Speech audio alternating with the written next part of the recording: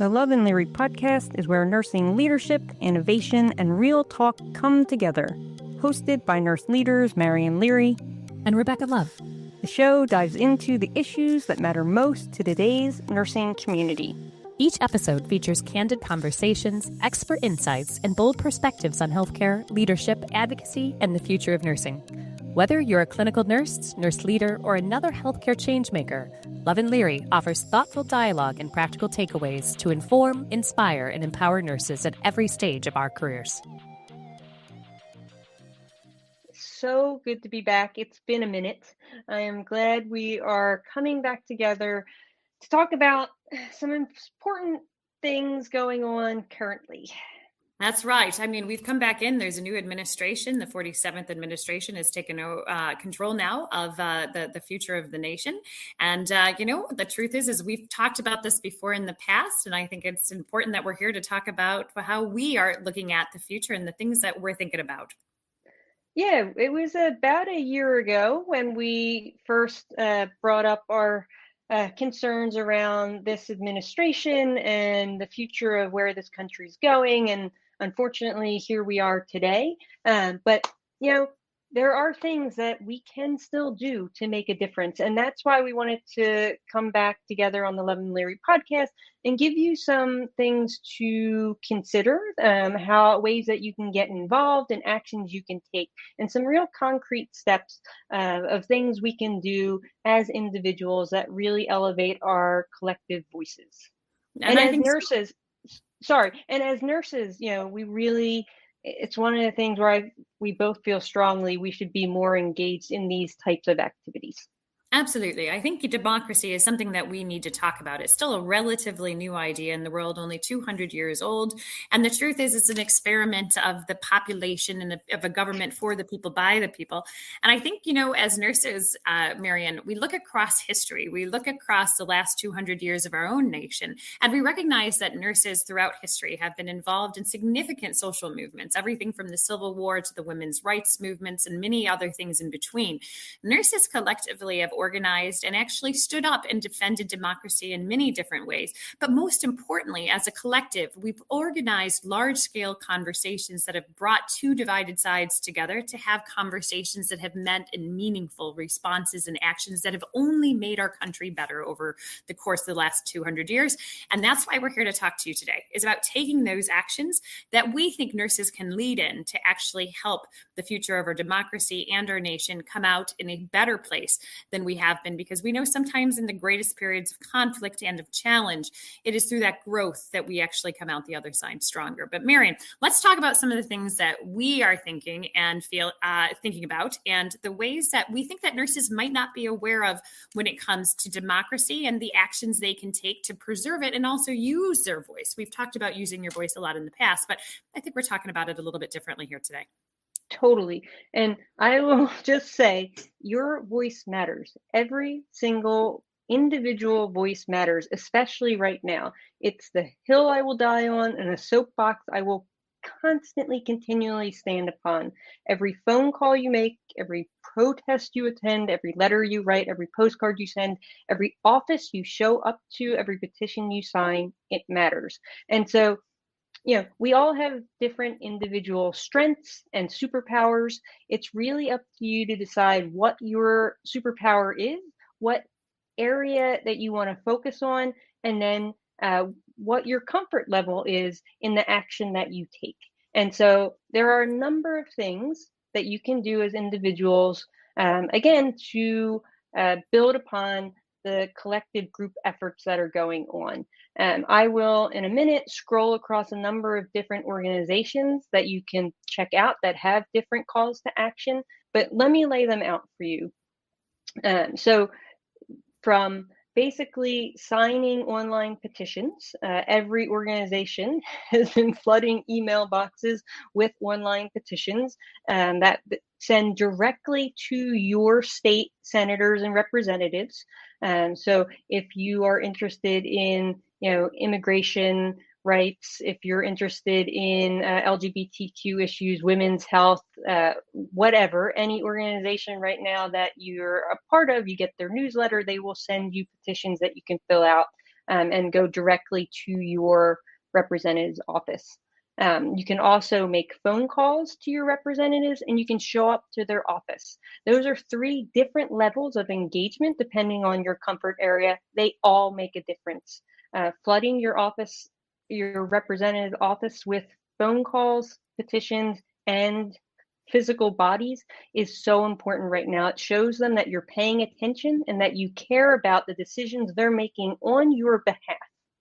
And to Marian's point, what we're trying to say here is that, silence often leads to the belief of consent, right? So the absence of your voice actually appears that you are in agreement with the policies that are being put forward. So therefore, it's critical that if you are not in agreement, that you do take action, as Marian said, because democracy often dies in the face of silence. And it takes a little bit of courage and stepping outside of our comfort zones to actually express ourselves in meaningful ways. So just exactly what Marian's saying is there's different ways to engage, but the truth is if you don't engage, that is where we run the biggest risk. And what we want to tell you guys today is that by speaking out, using your voice, and taking action is actually probably the most important, critically important issue to our democracy today. So Marian's sharing some of these incredible links to the companies and organizations who are working on different issues that might resonate with you, because one other thing that Marian and I often very much are aware of is you can't do everything. You're going to have to represent what you feel is important, because the truth is we can't have you burning out. And the truth is it's better if we all pick issues that we're passionate about to represent so that others can pick up the other ones. But Marian, tell us a little bit about some of these organizations here that you're sharing. Yeah, so locally and nationally, there are a number of different organizations. Some of these organizations, like Indivisible that I was just scrolling, have local chapters as well. Think about, again, what you're interested in. These organizations often partner with other organizations to work together on different causes. They're the organizations that will send volunteers out to knock on doors, to make phone calls, to write letters, and to show up at protests. So if you want to find out how you can join a meeting, how you can write letters or make phone calls, what protests and events are going on, you can use the Mobilize app. It is an app that brings together events and issues from all different organizations. And so you can filter for the area in which you live. You can filter for the focus area that you're interested in getting involved in, and it will give you a list of all of the different actions that are going on, again, at the various different levels that you might be comfortable in, whether that's just sending postcards or making phone calls or showing up at events, meetings, or protests. This app and website is really helpful to allow you to know what's going on and then get involved as you're able to. And believe me, to Rebecca's point, there is no lack of opportunities to get involved. So what I will also say is, remember, resistance, rest is also resistance. The point of the chaos is burnout, and we don't want you all burning out. We can't be everywhere for every organization, so pace yourself.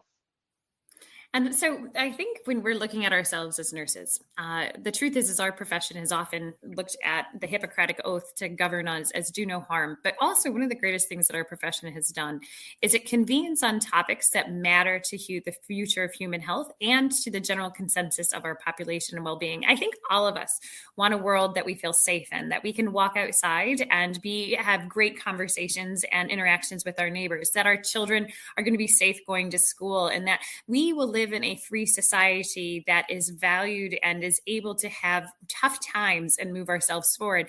And I think what we as a profession need to do, and what we've always advocated on the show for, is finding our voice. There are more than 5 million nurses, LPNs, and RNs in the country, making us the largest profession. And I often feel that our profession is the gauge on our moral compass in the country that we live in. And it is for us that I think that when we've always stepped across those thresholds to care for those who most others wouldn't, that it is within that power of empathy and compassion that we can find the opportunity as ourselves as a nation to drive it forward and have conversations in ways that others might not be able to do.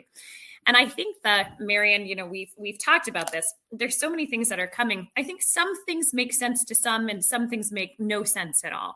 And the truth is you need to find where and how you're going to align on those things. So Marian and I are here today because we recognize that sometimes it feels scary to talk about these things, or you're worried of fear, uncertainty, and doubt by speaking out, that you yourself may be at risk. And what we want to say to you is the more of us that actually speak out and speak our minds and have these conversations, the better our democracy is going to be. The less of us who don't, the more of us who don't speak out is what risks the future of this nation, our profession, and the best of what we hope to do. So Marian, what things should nurses know from some of the simplest actions that they can think of on a daily basis they could do, or on a small basis, to, some of those things, like you and I have both attended protests before in our past, which feels like a much bigger step. But what advice would you give to people who are hearing us thinking, I never thought that I would be in a spot to actually have to do or potentially think about doing any kind of what we would call exercising our First Amendment's rights of freedom of speech to freedom to protest?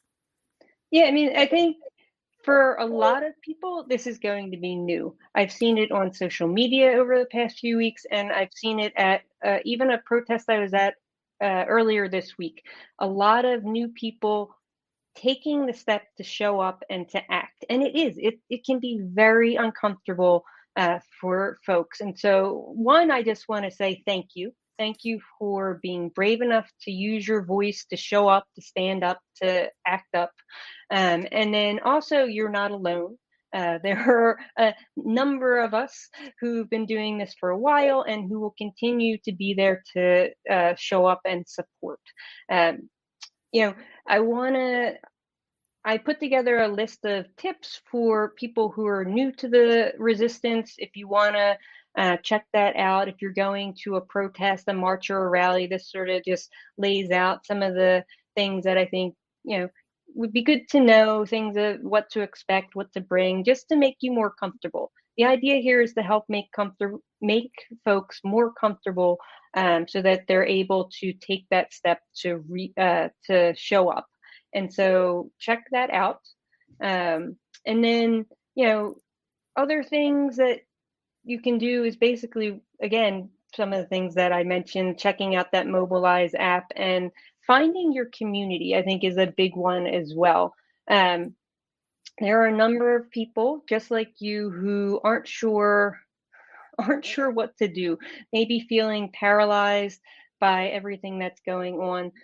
Find your community, find your people, and that makes all the difference. Community right now is really important. You don't want to feel isolated and alone. You want to feel like you have this support group and a collective voice together to do the work.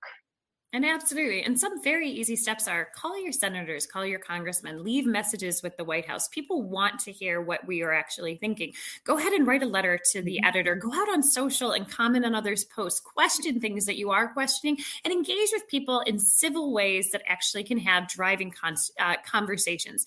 The truth is you can do everything from doing that from just on your phone to actually going ahead and writing a letter to the editor in your local paper to organizing meetups with friends of yours virtually and webinars so that you can have these conversations. But again, do not allow yourself to despair, because the truth is that if you feel despair, we're not going to be effective at actually doing those things. The truth is, I strongly still believe that we have a hope for a better future, and that when we together come and actually drive forward these changes, the new people that we are seeing join and speak out shows us that at this time in our democracy, we are going through one of the new evolutions of who we're going to be as a nation.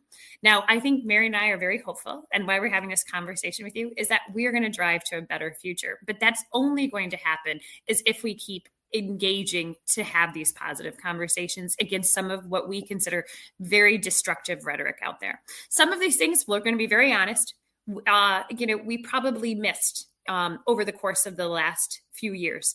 And that's our opportunity to learn. And I think Marian and I, we take a very much an approach that we want to learn and we want to have those conversations and we want to get better, because we believe that democracy, the future of our nation, elevates all of us to be better and to live in a freer and better world where we're going to see outcomes that are going to drive forward the vast majority into places that democracy deserves to be. But Marian, I know we're coming up on time here. This was a short segment. What things should we leave with everybody and to wrap up the conversation?